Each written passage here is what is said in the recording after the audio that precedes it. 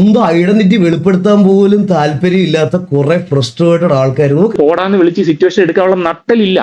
ആ നട്ടലില്ലാത്തത് മറ്റൊന്നും കൊണ്ടല്ല, പേടി. ഈ പറയുന്ന അറിയാതെ ഞാനല്ലേ എക്സ്പോസ് ആയത്, അതൊക്കെ ശരിയാവും. ഞാനാണ് എക്സ്പോസ് ആയത്. റെഡിറ്റ് അറിയാലോ, അതെന്നുവെച്ചാ ആർക്കെങ്കിലും എന്തെങ്കിലും ഏതെങ്കിലും ഒരു അവരെ പറ്റി അപരാധം പറയണമെങ്കിൽ ഐഡന്റിറ്റി പോലും വെളിപ്പെടുത്താതെ വന്ന് തന്തയിലായ്മയും അതായത് ഓൺലൈൻ കുടുംബശ്രീ യൂണിറ്റ്, അതാണ് ശരിക്കും റെഡിറ്റ്. അതറിയാലോ, നിങ്ങൾക്ക് കുറെ പേർക്ക് അറിയാമായിരിക്കും റെഡിറ്റ്. അപ്പൊ റെഡിറ്റില് പോസ്റ്റ് ഇട്ടേക്ക് എന്നെ പറ്റി പോസ്റ്റ് ഒക്കെ വന്നു. റെഡിറ്റ് ഈഗിൾ ഗെയിമിംഗ് എന്താണ് അഭിപ്രായം? എല്ലാവർക്കും ഈഗിൾ ഗെയിമിങ്ങിന്റെ അഭിപ്രായം എന്താ? Nowadays feels like when someone else make a mistake, he get angry and use cursed words. But when the mistake is on their side, they just give cheap excuse and sorry, and they say sorry and move on. If same mistake is made by someone else, he reacts very differently. Okay, ഇതിന്റെ താഴെ നിങ്ങൾക്ക് ഇങ്ങനെ കുറെ പേർക്ക് കമന്റുകൾ, എന്നെ പറ്റി എന്തെങ്കിലും അപരാധങ്ങളോ എന്റെ പെണ്ണ് കേസോ അങ്ങനെ എന്തെങ്കിലുമൊക്കെ ഉണ്ടെങ്കിൽ നിങ്ങൾക്ക് അതിന്റെ താഴെ ഇങ്ങനെ എഴുതി വിടാം കേട്ടോ. കാരണം ഇതിനകത്ത് പേരും ഐഡന്റിറ്റിയും കണ്ട ഇങ്ങനെ പറയണ്ട. ഇങ്ങനത്തെ പേരും ഐഡന്റിറ്റി ഇല്ലാത്ത കുറച്ച് ആൾക്കാർക്ക് ഇവിടെ വന്നിരുന്ന എന്ത് വേണമെങ്കിലും പറയാം. എനിക്കിവനെ പണ്ടേ ഇഷ്ടമല്ല, വീഡിയോയിൽ വന്നിരുന്ന് എല്ലാവരെയും അവനെ ഊക്കും, പക്ഷെ അവൻ ആരെങ്കിലും ഊക്കിയാൽ പിന്നെ ട്രിഗർ ആകും. ഇജാതി കോമാളി വേണം. Wow, thank you so much brother, means lot. ഇങ്ങനെ കുറെ ഉണ്ട് താഴോട്ട്. വെച്ചാൽ നമ്മൾക്ക് പറഞ്ഞേ, അതായത് എവിടെ ഒരു കൂട്ടം ഓഫ് ആൾക്കാർ ഇത് വന്നിട്ട് ഇതിനകത്ത് ഇങ്ങനെ ഇരുന്ന് ഈ പരിപാടി തുടങ്ങിയിട്ടുണ്ട്. പൂന്തോട്ടമാണ്. Wow, that's such a good rhyming brother, that's nice. പൂന്തോട്ടമാണ്, കൊള്ളാം, ഇടയ്ക്ക് ഉപയോഗിക്കാം. ഇടയ്ക്ക് ഷോർട്സിൽ കയറി വന്നിട്ട് അവൻ അതായിരുന്നു ഇതായിരുന്നു കാലിനിടയിൽ എത്ര ഉണ്ടായിരുന്നു എന്നൊക്കെ പറഞ്ഞു ദുരയും വിളിച്ചിട്ട് പോകുന്ന കാണാം. ശരിക്കും ഇവൻ ആരായിരുന്നു? അതെ, ഇവൻ ആരായിരുന്നു? അതാണ് എൻ്റെ ചോദ്യം. ഇവൻ ആരായിരുന്നു? I have known him since early PUBG Mobile streaming days. His gameplay was very average back then. Honestly, not surprising. He moved to other games and finally to full-on content creation. There was this 1v1 TDM he played against Blind Psycho. He played completely destroyed on the score was something like 33. 33 ഞാൻ blind സൈക്കോയോട് തോറ്റു. Chat started clowning him hard. He didn't take it well at all. Went off a ran saying it was just a friendly match and Psycho is an esports player. പക്ഷേ ഇത് നീ ഇട്ടത് നന്നായി, കാരണം ഇതിന് എനിക്കൊരു മറുപടി പറയാനുണ്ട്. ഈ ബ്ലൈൻഡ് സൈക്കോയെ 0-19 തോപ്പിച്ചവനെ എടുത്തിട്ട് അപരാധിച്ച് പണി ഓടിച്ച് ഞാൻ വിട്ടതിന് ശേഷമാണ് നീ ഈ പറഞ്ഞ ആവറേജ് പ്ലെയർ പബ്ജി മൊബൈൽ നിർത്തിയത്. മനസ്സിലായോ? എന്നെ അടിച്ച ആളിനെ തിരിച്ചടിച്ച് അവനെ തൂറ്റിച്ച് എക്സിറ്റ് അടിച്ച് പോയിട്ടാണ് ഞാൻ ഈ ആവറേജ് പ്ലെയർ കളി നിർത്തിയത്. എന്തായാലും നന്നായി, അത് പറഞ്ഞത് നന്നായി. നിനക്ക് അറിഞ്ഞൂടായിരിക്കും, ചിലപ്പോൾ നീ ഇത് മാത്രമേ കണ്ടിട്ട് എൻ്റെ ചാനലിൽ നിന്ന് ഞാൻ ചിലപ്പോൾ അന്ന് തോറ്റു പോയത് കണ്ടുകൊണ്ട് നീ പോയിട്ടുണ്ടാവും. അത് കഴിഞ്ഞ് ഞാൻ എണ്ണീറ്റ് നിന്നായിരുന്നു. മനസ്സിലായോ?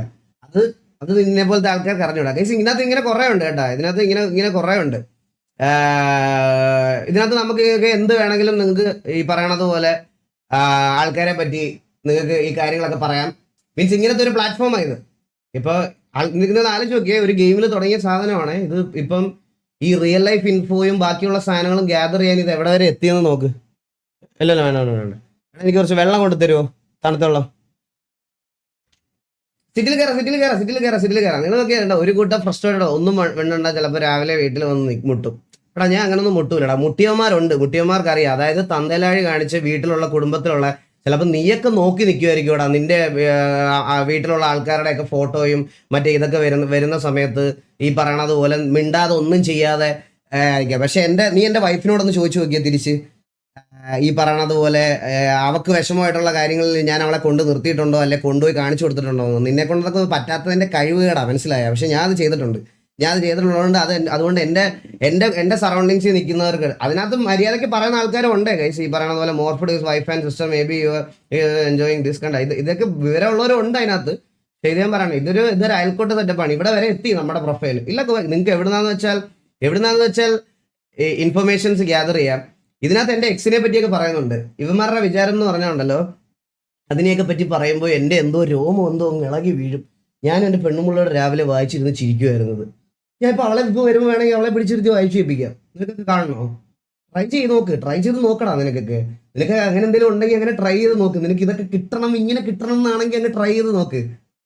എൻ്റെ അമ്മ ഒരു കഴിവുമില്ലാത്ത സ്വന്തം ഐഡന്റിറ്റി വെളിപ്പെടുത്താൻ പോലും താല്പര്യം ഇല്ലാത്ത കുറെ ഫ്രസ്ട്രേറ്റഡ് ആൾക്കാർ. നോക്ക് എന്റെ അമ്മോ, അടുത്ത വരുന്ന സക്സസ്ഫുൾ കമന്റ് സത്യം അല്ലേ? സക്സസ്ഫുൾ ആയിട്ടുള്ള എത്ര പേരാണ്. എന്തായാലും ഓക്കെ ബ്രോ, ഈ പറഞ്ഞല്ലേ നമുക്ക് സക്സസ് ഉണ്ടാകുമ്പോൾ അതിനനുസരിച്ച് ഹെയ്റ്റും വരും. അതിന് വിശ്വസിക്കുന്ന ആളാണ് ഞാൻ. സോ അത് ഞാൻ അങ്ങനെയായിട്ട് വിശ്വസിക്കുക. സ്കിപ്പ അല്ല, ഇതിനകത്ത് ഒരു കമന്റ് കൂടെ ഉണ്ട്. ഇത് ഞാൻ ജസ്റ്റ് ഒന്ന് വായിച്ചു കേൾപ്പിക്കാവേ. നിങ്ങൾക്ക് ഏകദേശം ഒരു കാര്യം പിടികിട്ടും. നമ്മുടെ കയ്യിൽ നിന്ന് അടി കൊണ്ട് തൂറിയ ഒരുത്തനാണ് ഇത്. അവന് സ്വന്തമായിട്ട് ഗ്യാങ് ഉണ്ടെന്ന് അവൻ ഓൾറെഡി പറഞ്ഞുതരാം. ഈ കമന്റ് ജസ്റ്റ് നോക്കിയോണേ. ഗെയിമിംഗ് കമ്മ്യൂണിറ്റിയിൽ ഇവൻ തൊലിക്കുന്നത് ഞാൻ പറഞ്ഞുതരാം. Don't know how many are familiar with GTRP. Anyways will try to explain in simple words. Simple വേർഡ്സിൽ ഞാൻ നിങ്ങൾക്ക് കാര്യങ്ങൾ പറഞ്ഞുതരാം. RP സെർവറുകളിൽ ഗ്യാങ് ഉണ്ട്. ഞാനിത് ഇംഗ്ലീഷ് മലയാളത്തിൽ വായിക്കാവേ. RP സെർവറുകളിൽ ഗ്യാങ് ഉണ്ട്. Basically made my recruiting new or good players or ഗെയിമേഴ്സിനെ അല്ലെങ്കിൽ അവരെ ഇത് റിക്രൂട്ട് ചെയ്യും. നോൺ സ്ട്രീമർ ഗൈസ്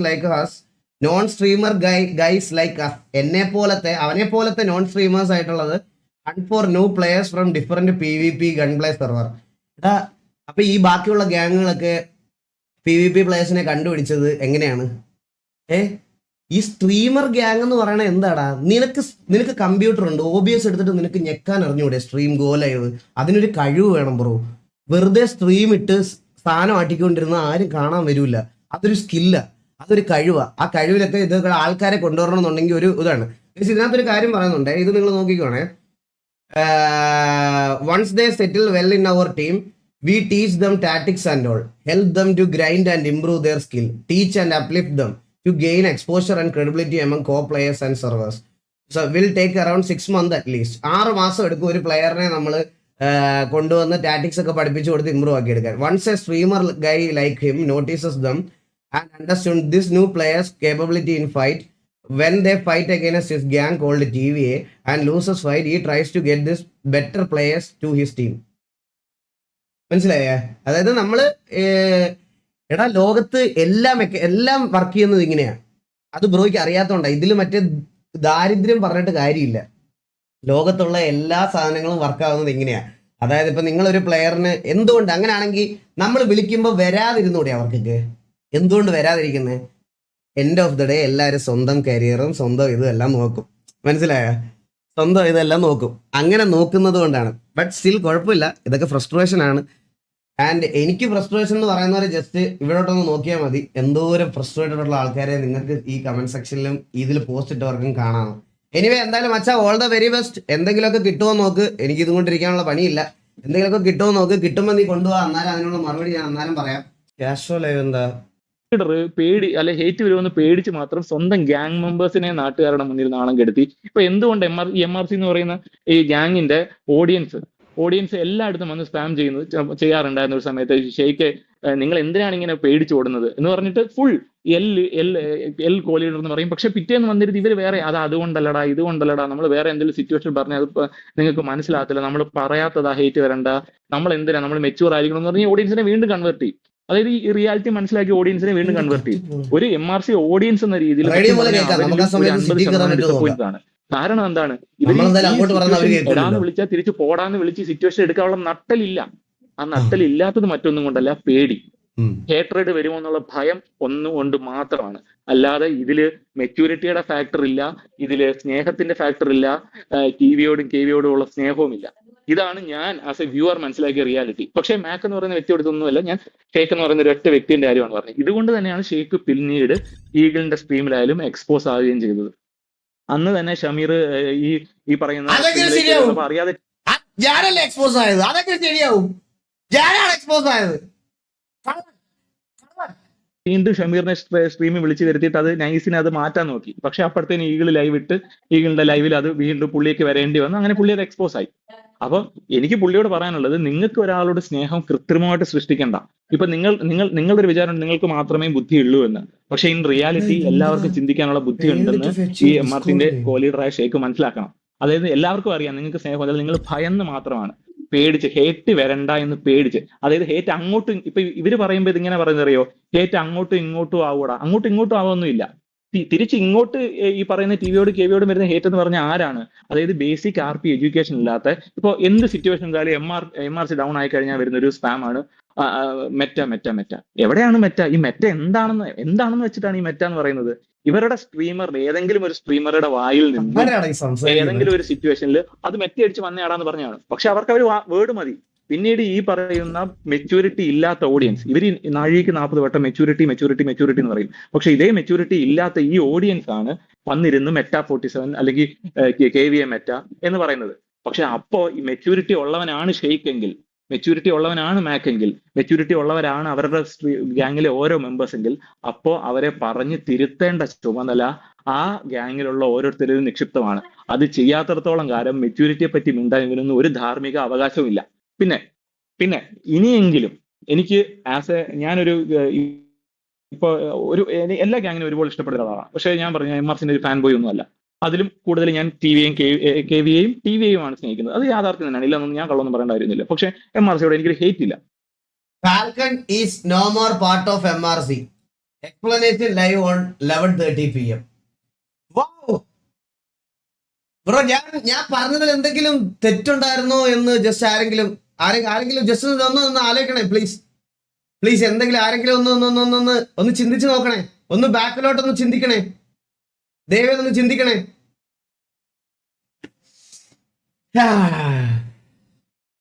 എനിക്ക് പോലും MRCയിലെ മെമ്പേഴ്സിനോട് സഹതാപം തോന്നാറുണ്ട്.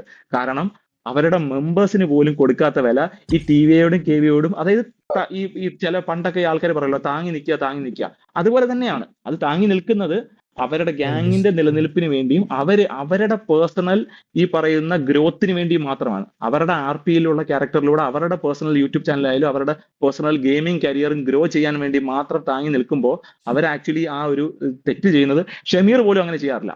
ഷമീറിന് ദേഷ്യം വന്നിട്ടുണ്ട്, ഷമീർ തിരിച്ച് പറയാറുണ്ട്. ഇപ്പൊ പല ഓഡിയൻസും പറയും ഈ ഷമീർ ഒരു ലീഡറാണ്, അല്ലെങ്കിൽ ഷമീർ ഒരു IED എന്ന് പറയുന്ന ഒരു വാക്ക് ഞാൻ ഉപയോഗിക്കത്തില്ല. കാരണം അതൊരു ഒരു സെർട്ടൈൻ സൊസൈറ്റിയിലെ ഒരു കുട്ടികളെ അല്ലെങ്കിൽ മാനസികമായിട്ട് വൈകല്യമുണ്ടോ കുട്ടികളെ കളിയാക്കുന്ന ഒരു വാക്കാണ്, അത് ഉപയോഗിക്കത്തില്ല. പക്ഷെ ഷമീർ അങ്ങനെ ഒരു മോശം ലീഡറാണെന്ന് പലപ്പോഴും പറയുന്നവരുണ്ട്. പക്ഷെ according to me, any day Shameer is a better leader അല്ലെങ്കിൽ ബെറ്റർ കോ ലീഡർ അല്ലെങ്കിൽ better leader than Sheikh. Why? Because എന്ന് പറഞ്ഞാൽ ഇനി എന്ത് റൂൾ അറിയില്ലേലും, ഇനി എന്ത് RP അറിയില്ലേലും, ഇനി എന്ത് ചെയ്യാൻ അറിയില്ലേലും എന്ന് പറഞ്ഞാലും സ്വന്തം ഗ്യാങ്ങിലെ ഒരു മെമ്പറിനെ തൊട്ടാ ഡാന്ന് വിളിച്ചാ തിരിച്ച് എന്തുവാടാ എന്റെ ഗ്യാങ് മെമ്പറാ, നമ്മൾ അങ്ങനെ അടങ്ങിയിരിക്കണ്ട എന്ന് പറയാനുള്ള ഒരു ചങ്കൂറ്റം നട്ടല് ഷമീറിന് കാണിക്കാറുണ്ട്. അല്ലെങ്കിൽ ഇപ്പൊ ഈഗിളുമായിട്ടൊരു ഇഷ്യൂ ഉണ്ടായാലും തിരിച്ചു പറയാനുള്ള ഒരു നട്ടല്, അതായത് ആരെ താങ്ങി സ്വന്തം കരിയർ ഉണ്ടാക്കാൻ ശ്രമിക്കാറില്ല. അപ്പൊ ആ ഒരു റെസ്പെക്ട് എനിക്ക് ഷമീറിനുണ്ട്. പക്ഷെ ശരിയാണ്, ഷമീറിന് ഈ പറയുന്ന ഇവരെക്കാട്ടിലും പല കാര്യങ്ങളും പഠിച്ചു വരാണ്ട് ഇപ്പൊ ഈ പറയുന്ന ബേസിക്, അതായത് ഒരു ഗ്യാങ് ഉണ്ടാക്കുമ്പോൾ ബേസിക്കലി നമ്മുടെ കൂടെ ചോദിക്കാനുള്ള ഒരു ചങ്കുറപ്പ് ഈ ഷെയ്ഖിനെക്കാട്ടിലും ഷമീറിനുണ്ടെന്ന് എനിക്ക് തോന്നിയിട്ടുണ്ട്. മറിച്ച് മറ്റവര് എന്തുകൊണ്ട് ഇത് ചെയ്യുന്നു, അത് ചെയ്യുന്നതിന് റീസൺ മെച്യൂരിറ്റി ഒന്നുമല്ല. അത് വന്നാൽ ആർക്കാ വരുന്നത്? ഈ പറയുന്ന ഷമീറിനും ഈ പറയുന്ന ഷെയ്ഖിനും മാക്കിനും തന്നെയാണെന്ന് അവർക്കറിയാം. അങ്ങനെ വന്നു കഴിഞ്ഞാൽ അവരുടെ ഗെയിമിംഗ് കരിയറിനെ അത് അഫക്ട് ചെയ്യുന്ന നല്ല ഉത്തമ ബോധ്യം ഉള്ളതുകൊണ്ട് തന്നെയാണ് ഇവരിത് ഭയങ്കര ഫ്രണ്ട്ലി ആയിട്ട് ഗ്യാങ് തുടങ്ങുന്നതിന് മുമ്പ് ഞങ്ങൾ TVയോടും KVയോടും അങ്ങ് ഇതായിരിക്കുമെന്ന് ഒന്ന് അറിയിച്ചത്. ഇതാണ് ഇവിടുത്തെ റിയാലിറ്റി. അപ്പൊ അതുകൊണ്ട് മെച്യൂരിറ്റി ഈ പറയുന്ന ലീഡേഴ്സ് എന്റെ പൊന്നു എന്റെ ഒരു അഭ്യർത്ഥനയാണ്, നിങ്ങൾ ആദ്യം പോയി നിങ്ങളുടെ ഓഡിയൻസിനെ എഡ്യൂക്കേറ്റ് ചെയ്യുക. അതിന് മുമ്പ് നിങ്ങൾ സ്വയം RPയിലെ റൂൾസ്, ഒരു സിറ്റുവേഷൻസ് എങ്ങനെയാണ് ട്രിഗർ ചെയ്യുന്നത്, ഒരു സിറ്റുവേഷൻ എങ്ങനെയാണ് ഉണ്ടാകുന്നതെന്ന് ആദ്യം നിങ്ങൾ സ്വയം പഠിക്കുക. എന്നിട്ട് നിങ്ങളുടെ മെമ്പേഴ്സിനോട് പറയുക. രണ്ടാമത്തെ മെയിൻ കാര്യം, നിങ്ങൾ നിങ്ങളുടെ മെമ്പേഴ്സിന് വാല്യൂ കൊടുക്കുക. TVയിലെയും KVയിലെയും ഫെയിം ആയിട്ട് നിൽക്കുന്ന ആൾക്കാരെ വാല്യൂ കൊടുത്ത് നിങ്ങളുടെ സ്വന്തം നോക്കുന്നതിന് പകരം നിങ്ങൾ സ്വന്തം മെമ്പേഴ്സിന് വാല്യൂ കൊടുക്കുക. അത് തന്നെയാണ്. ഇല്ലെങ്കിൽ ഇത് ഭയങ്കര പരിതാപകരമാണ്. ഈ പറയുന്ന പോലെ കണ്ടിട്ട് ആൾക്കാർ കണ്ടില്ലെന്ന് നടിച്ച് നിങ്ങളെ എത്ര നാളെ. ഇതാണ് എനിക്ക് ഈ വിഷയത്തെ പറ്റി പറയാനുള്ളത് ബ്രോ. എനിക്ക് ഇതെന്തോ പറയണമെന്ന് തോന്നി, കുറെ നാളായിട്ട് പറയണമെന്നുണ്ടായിരുന്നു. സോ ജസ്റ്റ് ഒരു ഇപ്പൊ ബ്രോ ഇങ്ങനെ ഒരു ഓപ്പർച്യൂണിറ്റി കിട്ടപ്പോ ഞാൻ എനിക്കൊരു കാര്യം പറയാനുള്ളൂ. താങ്കൾ ഹലോ എന്റെ അമ്മു എന്തോരം കാര്യങ്ങളാണ് ഈ ഒരാള് പറഞ്ഞത്. ചിലരേക്ക് ട്യൂഷൻ ക്ലാസ് ആണോ ബ്രോ, അറിയില്ലെങ്കിൽ പഠിപ്പിച്ചു തരാൻ വേണ്ടിയിട്ടാണ് പുള്ളിക്കാരൻ പറഞ്ഞത്. ഇനിയിപ്പോ വേറെ ഏതൊരു കണ്ടു സ്ക്രിപ്റ്റഡ് എന്നൊക്കെ പറഞ്ഞിട്ടുണ്ട്. എനിക്ക് ഈ പുള്ളിക്കാരൻ അതേപോലെ കാണുന്നു ബ്രോ.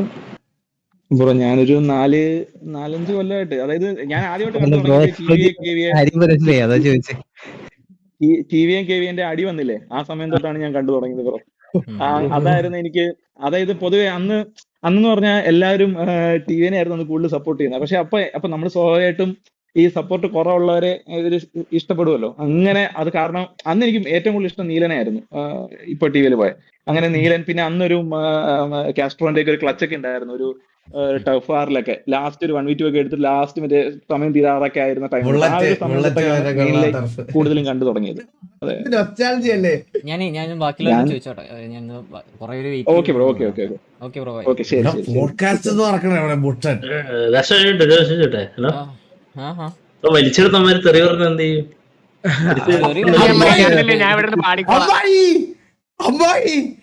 എടാ ഇപ്പൊ ഇവിടെ ഉള്ള എല്ലാവരും പറയണ്ടത്, നമ്മളല്ലാതെ കെ വി ഇല്ലാത്ത ആൾക്കാരുണ്ട്. ഇപ്പൊ പുള്ളിയെ പറയാത്ത കാര്യത്തിന് എന്റെ വീട്ടുകാരെ കയറി പറഞ്ഞപ്പോ അത് ഓബിയസ്ലി ആർക്കാണേലും പൊട്ടും. ഞാൻ ഓൾറെഡി ആ സമയത്ത് ലൈവ് ആയിരുന്നു. എന്റെ ലൈവിലൊന്നും സ്പാം ഉണ്ടായിരുന്നു, ഇങ്ങനെ റാമ്പ് ഇങ്ങനെ വിളിക്കുന്നുണ്ട്. ഞാൻ ആദ്യമൊക്കെ ഒഴിവാക്കി. കേട്ടപ്പോ എനിക്ക് നല്ല രീതിയിൽ ഞാൻ ഓൾറെഡി പറയല്ലോ, നമുക്ക് ഓൾറെഡി നമ്മൾ പറയാനുള്ള കാര്യങ്ങളൊക്കെ പറഞ്ഞു കഴിഞ്ഞ്. ഞാൻ ഇപ്പോഴും നിങ്ങളുടെ അടുത്ത് പറയണ കാര്യം ഇത്രേ ഉള്ളൂ. എന്താ ഇനിഷ്യലി ഞാൻ പറഞ്ഞ കാര്യങ്ങൾ സത്യമാണെന്ന് നിങ്ങൾക്ക് ബോധ്യം വരുന്ന ഒരു സമയം വരും, ഉറപ്പാണ്, ഒരു സംശയമില്ല. അതിൻ്റെ ഓരോന്ന് നിങ്ങൾ കണ്ടുകൊണ്ടിരിക്കുന്നത് അതൊരു തൊപ്പിയോടോ അത് ബാക്കിയുള്ള MRC എന്ന് പറയുന്ന പേരിനോടോ ഉള്ള ഹെയ്റ്റ് അല്ലായിരുന്നു എന്ന് ആൾക്കാർ തിരിച്ചറിയുന്ന സമയം അധികം സമയമില്ല. അതിന് ഞാൻ മനസ്സിലാക്കാൻ.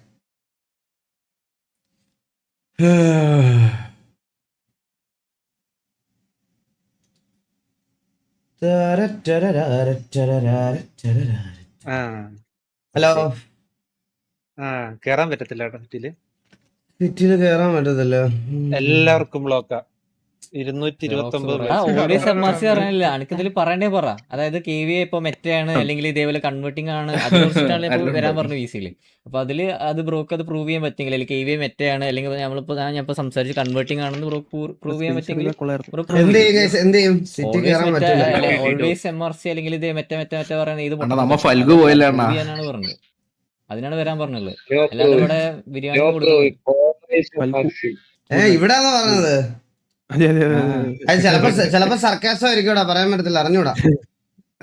അവര് ലൈവ് ഒക്കെ വരുന്ന പറയട്ടെ, അവര് ലൈവ് ഒന്ന് പറയട്ടെ, ചിലപ്പോ സർക്കാസം ആയിരിക്കും, പറയാൻ പറ്റത്തില്ല. അയ്യോ എടാ, ഞാൻ ഇന്ന്